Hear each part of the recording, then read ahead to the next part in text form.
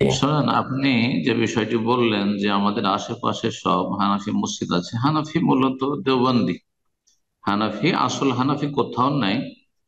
সবগুলি মাতরিদি, সবগুলি সুফি প্রায় বর্তমান যেগুলো হানাফি পৃথিবীতে মোটামুটি। তারপরে আপনার বেশ কিছু বেদাত তো আছেই, কিন্তু বড় বেদাত আছে, বড় বেদাত মানে শিরক কুফরি আছে, আকীদা আছে, না শুধু বেদাতে সীমিত, এটা দেখার বিষয়।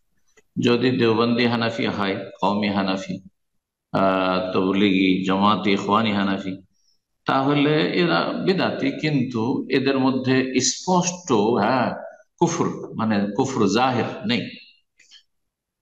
সুতরাং আপনাকে খোঁজ নিয়ে বেড়াইতে হবে, যে কোনো মসজিদে যাবেন বা ওখানকার মুসল্লি হবেন, আপনি ওখানে আপনি বাসা ভাড়া নিয়েছেন, জিজ্ঞেস করবেন যে আপনার আকীদা কি, আল্লাহ কোথায়। এই যে তদন্ত করতে গেছেন, আপনি এটাই ভুল করেছেন। এই যে জিজ্ঞাসাবাদ করা, এটি মানহাজে সালাফ না। আসল হচ্ছে যে মুসলিম, আর মুসলিমের মান, ইজ্জত, ইমান, আমল, সিত্র থাকা থাকবে। আপনাকে খোঁজ নিয়ে বাড়াইতে হবে না। তাহলে কি প্রত্যেকে আমাকে জিজ্ঞাসা করবেন যে আপনার মধ্যে কোনো ফাঁসে কি আছে কি না, আপনি কি ব্লু ফিল্ম দেখেন নাকি, নাকি আপনি কোনো কাবিরা গুনাহ করেন নাকি, আপনি কোনো গীবত করেন নাকি, এগুলো জিজ্ঞেস করে বাড়বেন নাকি? না, মোটেই না। তো কথা হচ্ছে যে আপনি কারো আলোচনা আপনি আংশিক শুনলেন যে যার আকীদায় কুফর আছে তার পিছনে সালাত চলবে না, কিন্তু কুফর আছে, কুফরটা যদি প্রকাশ্যে থাকে, জাহের, যে আপনি দেখছেন যে ইমাম সাহেব নামাজের আগে বা পরে বক্তব্য করলেন অথবা মসজিদে জুমার খুতবা দিলেন আর কুফরি কথা, শিরকি কথা বললেন যে অলিয়া অলিয়া গৌস কুতুব দিতে পারে, হ্যাঁ, গৌস কুতুবের কাছে যাবেন, খালি হাতে ফিরে আসবেন না, তাহলে তার পিছনে সালাত পড়া যায় না। জুমার খুতবা শুনলেন আর তার মুখে শুনলেন যে আল্লাহ সর্বত্র বিরাজমান, তখন তার পিছনে সালাত যায় না। কিন্তু আপনি জিজ্ঞাসা করতে এসে না জায়েজ কাজ করেছেন আপনি।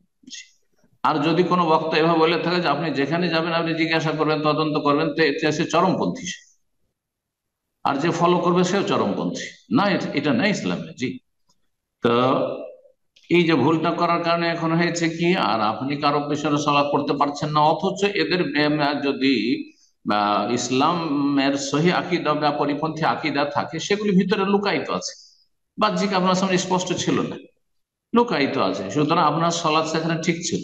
আর তার মুসলিমদের জামাতে যদি আপনি সলাৎ আদায় না করেন, তাহলে মুসলিম বিভ্রান্ত বেদাতি গুলোকে কি করে হেদায়েত করবেন আপনি? আপনি যে ঘরের কোনায় আপনার ওয়াইফের সাথে আপনি নামাজ পড়বেন আর মসজিদের সাথে সম্পর্ক রাখবেন না, এদিকে দাঁড়িয়ে রেখেছেন, আশেপাশের লোকেরা দেখবে এই লোকটি দাঁড়িয়ে আছে কিন্তু মসজিদে তো নামাজ পড়ে না আমাদের সাথে, তো আপনার দিনের কথা শুনবে না? আপনি দাওয়াতের রাস্তা বন্ধ করে দিলেন। মানুষকে আপনি কল্যাণ দিতে চান না।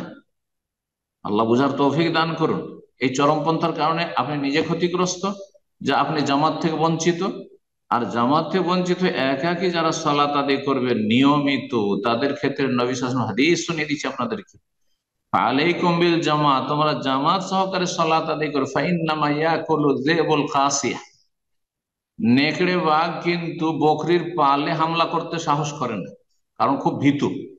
তো কি করে নেকড়ে বাঘ, আর জেবাল কাসিয়া, যেই বকরিটা পাল ছাড়া, দূরে দেখছে যে ছটকে আছে, পালের মধ্যে নেই, দলে নেই, বকরির দলে নেই, তখন তার উপর হামলা করে। তো আপনি যে এই মুসলিম জামাতে সালাত আদায় করছেন, একা একা সালাত আদায় করছেন, ওখানে ওই শয়তান যে নেকড়ে, ইবলিশ শয়তানের চেলা যে নেকড়ে আছে, জিন, জিন শয়তান নেকড়ে বাঘ, সে আপনার উপর হামলা করবে, ইমানটা নষ্ট করে দেবে, আপনার আমল নষ্ট করে দেবে, শেষ আপনাকে বেনামাজি বানিয়ে দিতে পারে। আল্লাহ হেদায়েত দান করুন।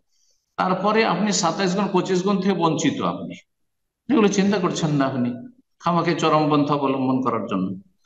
আপনি যদি এতই তদন্ত করেছেন, করতে গেছেন, আর এখন এমন পরিস্থিতি হয়েছে যে আপনি মসজিদ যেতে পারছেন না 10 কিলোমিটার দূরে, তাহলে আপনাকে বলবো যে এত ইমানদার হইতে হইলে তাহলে ওই যে 10 কিলোমিটার দূরে যে মসজিদ আছে আপনার সহি আকীদার, সেখানে গিয়ে বাড়ি বাঁধেন, সেখানে গিয়ে আপনি বাসা ভাড়া নেন, আর সেই মসজিদে নামাজ পড়েন, হিজরত করেন।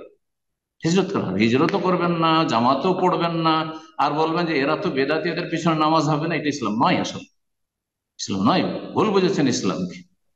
আল্লাহ সঠিক বুঝ দান করুন। জি, জাযাকুমুল্লাহ খাইর।